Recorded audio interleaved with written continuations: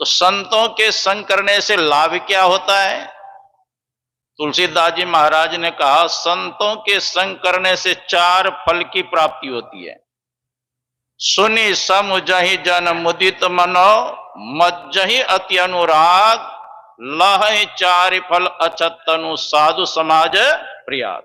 जो संतों के समाज में जाते हैं, आनंद मन से सुनते और समझते हैं, शरीर रहते 4 फल की प्राप्ति होती है। गुरु महाराज गए थे एक जगह, बांका जिला और गोड्डा जिला के बीच में पंजवारा बाजार। कुछ बनिया भाई आए, गुरु महाराज को प्रणाम किए और कहते, महाराज जी आप क्या करते हैं? गुरु महाराज कहते हैं, देखते हो कि मैं साधु भेष में हूं, सत्संग करता हूं, ईश्वर भक्ति का प्रचार करता हूं। कहा, महाराज जी सत्संग करने से क्या लाभ होता है? लोग तो लाभ ही ढूंढते हैं ना, विशेष करके। तो गुरु महाराज कहते, आपको क्या चाहिए? कि महाराज चाहना की कमी है, एक दिल लाखों तमन्ना। गुरु महाराज कहते, आप लोग पढ़े लिखे हो, सारे चाहना को समेट कर कहिए क्या चाहिए? तो चुप हो गए। तो गुरु महाराज कहते, आप नहीं बोलते तो मैं ही कहता हूं, सुनिए। आप सुबुद्धि चाहते हैं कि कुबुद्धि चाहते हैं? कहा, महाराज जी हम लोग तो सुबुद्धि चाहते हैं। कहा, संसार में कीर्ति चाहते हैं कि आप कीर्ति चाहते हैं? कहा, महाराज जी हम लोग तो संसार में कीर्ति चाहते हैं। कहा, संसार में धनवान होके रहना चाहते हो कि निर्धन बन के रहना चाहते हो? कहा, महाराज हम लोग तो धनवान होके रहना चाहते हैं। गुरु महाराज कहते हैं कि शांति से मृत्यु को प्राप्त करना चाहते हो कि अशांति से मृत्यु प्राप्त करना चाहते हो? महाराज हम लोग तो शांति से मृत्यु प्राप्त करना चाहते हैं। फिर गुरु महाराज कहते हैं, मरने के बाद सदगति चाहते हो कि दुर्गति चाहते हो? कहा, महाराज हम लोग तो सदगति चाहते हैं। कहा, तुलसीदास जी महाराज ने लिखा है, मति की रति गति भूति भलाई, जब जही जतन जहां जही पाई, सो जानव सत्संग प्रभाव, लोको वेद न आनो पाओ। सुबुद्धि चाहते हैं, सत्संग कीजिए, आपकी सुबुद्धि होगी। आप समाज में कीर्ति चाहते हैं, यश चाहते हैं, सत्संग कीजिए, आपके समाज में कीर्ति बढ़ेगी, यश होगा। आप धन चाहते हैं, सत्संग कीजिए, आपको धन भी मिलेगा। शांति से मृत्यु को प्राप्त करना चाहते हैं तो सत्संग कीजिए, आपकी शांति से मृत्यु होगी। और मरने के बाद सदगति चाहते हैं तो सत्संग कीजिए, आपकी सदगति हो जाएगी। अगर ये 5 चीजें मिल जाए तो और कुछ चाहिए? कहते महाराज तब तो सब कुछ मिल गया। संतों की संगति ऐसे नहीं मिल जाता है। भगवान कृष्ण के गुरु थे गर्गाचार्य जी महाराज, और भगवान कृष्ण के पुत्र हुए प्रद्युम्न, और प्रद्युम्न के पुत्र हुए अनिरुद्ध, अनिरुद्ध के पुत्र हुए ब्रजनाभ।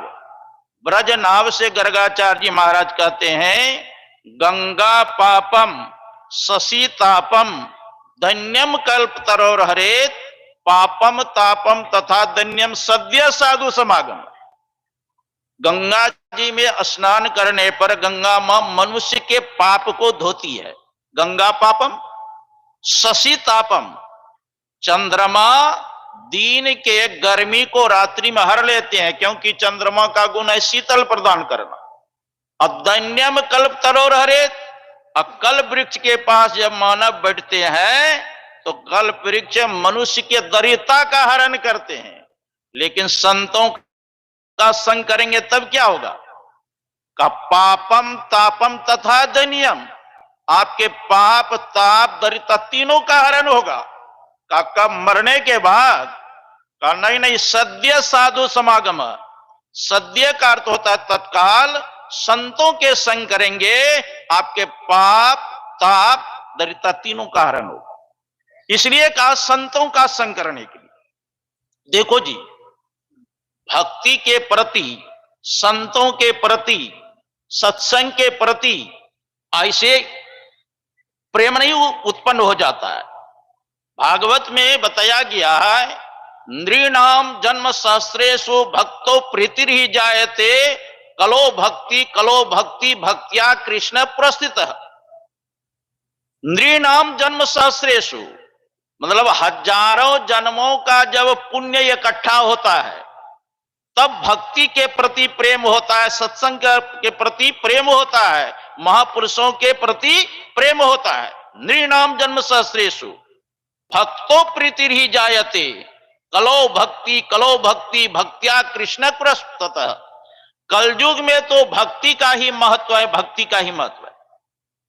सकल भुवन मध्य निर्धनास्ते भी धन्या का संपूर्ण भुवन में अगर निर्धन व्यक्ति है वह व्यक्ति धन्य है। कौन? जिनके हृदय में भक्ति है। सकल भुवन मध्य निर्धनास्ते भी धन्या निवसति हृतेषाम भक्ति सूत्रोपनद्ध।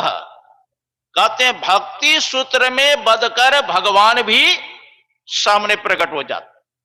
हरिरपि निज लोकम सर्वथा तो भी आयो, भगवान भी अपने लोक को छोड़ करके उस भक्त के हृदय में प्रकट हो जाते हैं।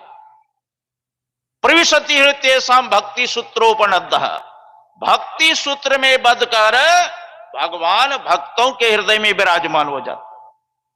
तो जब तक हम भक्ति नहीं करेंगे तब तक हमारा परम कल्याण नहीं होगा।